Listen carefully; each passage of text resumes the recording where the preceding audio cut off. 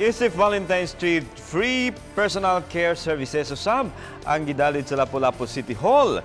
Samtang ang Tourism Office mi pasiug daw sab og flash mob sa nagadayang mga malls. Si Loan Merondina sa report. Dili lang alang sa maghigugmaay ang Valentine's Day tungod kay dinhi sa Lapu-lapu City Hall, gitanyag ang pipila ka mga libreng personal care services. Kung wala may date karong adlaw, sigurado mang happy gihapon ang Valentine's Day kay libre ang massage, haircut ug uban pang beauty services. Nindot kay makakuan ba hour ba sa Valentine's Day nga naay free, libre so makakuan santa. Avail. Salamat sa kumam kaya kung kuan ba kanang panuhot ba nahilot ni sir.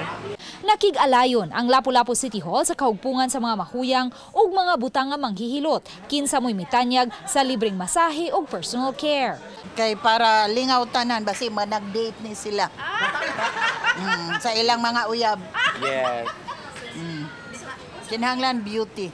Samtang ang Tourism Office sa Dakbayan sa Lapu-lapu, may pasiug daw usab og flash mob sa nagkadayang mga mall sa Dakbayan ug sa ubang pampublikong dapit.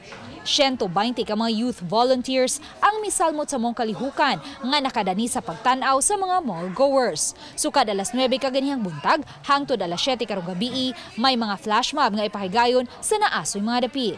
Uban ni Rinanti Quiñones, Luan Merondina, Balitang Bisdak.